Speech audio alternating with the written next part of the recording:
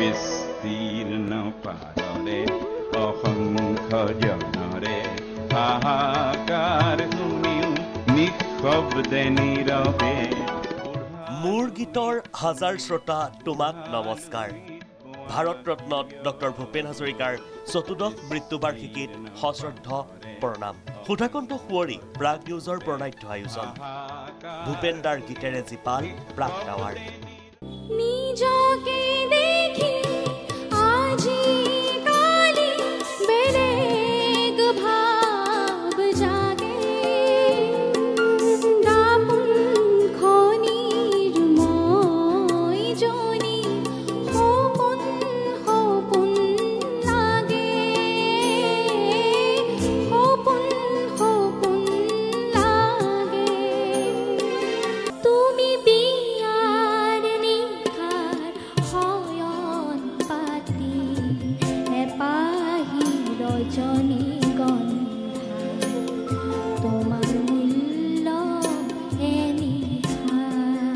নতুন প্ৰজন্মৰ কণ্ঠত ভূপেন দাৰ গভীৰ আস্থাৰ গান।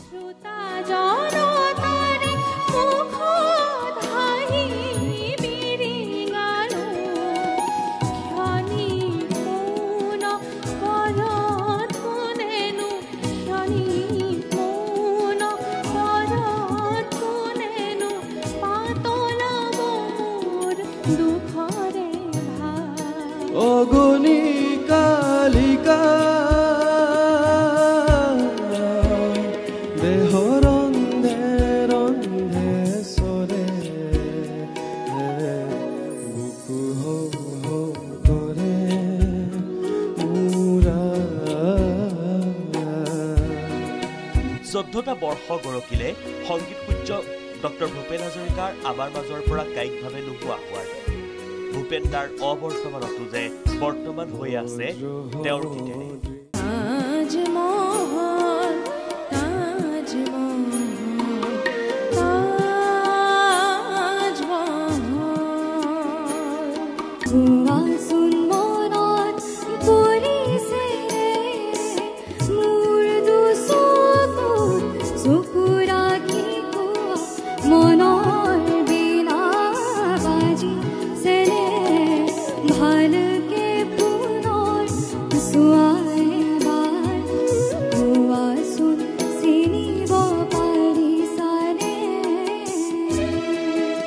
ভূপেন দাক সুঁৱৰী দিনজোৰা কাৰ্যসূচীৰে প্ৰাগ টাৱাৰতো প্ৰণাঢ্য আয়োজন।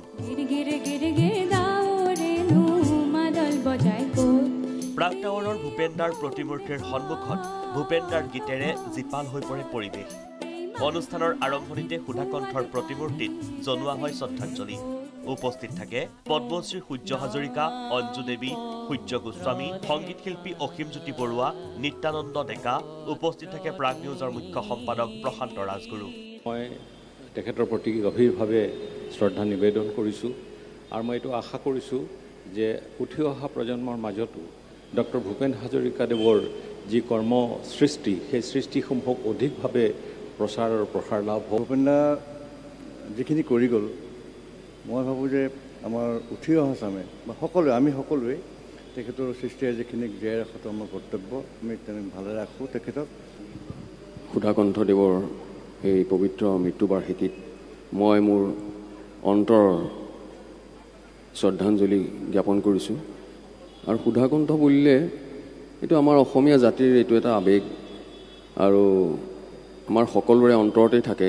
আমি সৌভাগ্যৱান, ভূপেন দাৰ দৰে বৰেণ্য শিল্পী এগৰাকী আমাৰ অসমত জন্মগ্ৰহণ কৰিছিল। আমি ভূপেন দাৰ দেশৰ মানুহ বুলি কৈ গৌৰৱ অনুভৱ কৰোঁ। আৰু ভূপেন দাৰ গোটেই সৃষ্টিখিনিক লৈ আমি গোটেই পৃথিৱীলৈ আমি গৌৰৱ অনুভৱ কৰিব পাৰোঁ তেখেতৰ গোটেই সৃষ্টিখিনিৰে। আৰু এই মহান শিল্পীগৰাকীক মই ওচৰতে পোৱাৰ মোৰো সৌভাগ্য হৈছিল। ডক্টৰ ভূপেন হাজৰিকা জাতিৰ বাবে এক কিংবদন্তি পুৰুষ আৰু অবিস্মৰণীয় আইকন। আৰু প্ৰাগ পৰিয়ালৰ বাবে ডক্টৰ ভূপেন হাজৰিকা আছিল পিতৃপুৰুষ আৰু আজিও তেখেতৰ আশীৰ্বাদ আমাৰ ওচৰত আছে আৰু ভৱিষ্যতৰ দিনবিলাকতো থাকিব। অনুষ্ঠানৰ আৰম্ভণি হয় ভূপেন হাজৰিকাৰ সহযোগী শিল্পী অঞ্জু দেৱীৰ কণ্ঠত ভূপেন দাৰ এটি কালজয়ী গীতেৰে।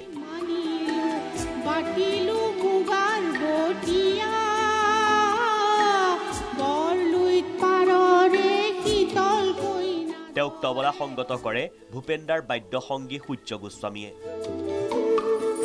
পৃথিৱীখনে বলকে বলক গীত পৰিৱেশন কৰে সংগীত শিল্পী অসীমজ্যোতি বৰুৱা আৰু নিত্যানন্দ ডেকাই মহামিলনৰ তীৰ্থ কত যুগ ধৰি আহিছে প্ৰকাশী সমন্বয় অৰ্থ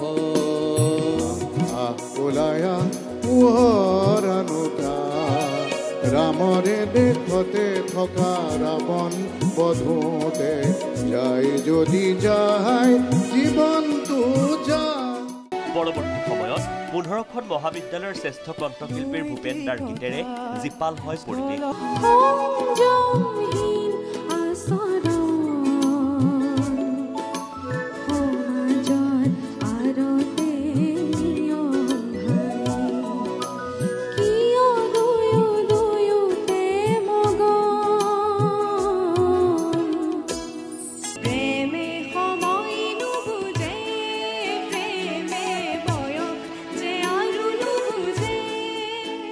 অনুষ্ঠানত মনীষা হাজৰিকা আৰু মঞ্জুলা হাজৰিকাৰ উপস্থিতিয়ে বৃদ্ধি কৰে সৌষ্ঠৱ আজি চতুৰ্দশ প্ৰয়াণ দিৱস ভূপেন্দাৰ যদিও বা আমি এটা খুব শোকবিহল পৰিৱেশৰ মাজত আছোঁ মনটো আচলতে একদম ভাল নাই ভূপেন্দাৰ প্ৰয়াণ দিৱসত সদায় ভাবোঁ নহয় নৱপ্ৰজন্মৰ কাৰণে ভূপেন্দা যি শিকাই গ'ল যি আশীৰ্বাদ দি গ'ল তেওঁলোকে অকণমান ধুনীয়াকৈ ভূপেন্দাক সুঁৱৰি পেলাই গীত মাত পৰিৱেশন কৰি আছে দেখি আছোঁ তাকে তেনেকৈ যেন অকণমান আনন্দ থাকে আমাৰ মনৰ মাজত ইয়াৰ উপৰিও কেইবাখনো বিদ্যালয়ৰ শিক্ষাৰ্থীৰ কণ্ঠটো গুঞ্জৰিত ভূপেন্দাৰ চিৰসেউজ গীত হয়তো মোৰ পুৰণা ঠিকনা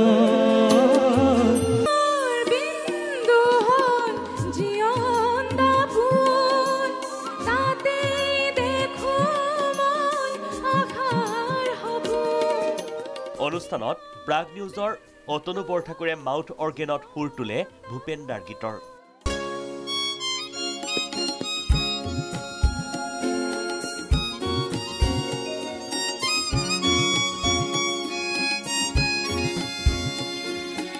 সমগ্ৰ ৰাজ্যৰ লগতে প্ৰাগ টাৱাৰতো ভূপেন হাজৰিকাৰ মৃত্যুবাৰ্ষিকী উপলক্ষে এনেদৰেই গীতে মাতে সোঁৱৰণ কৰা হয়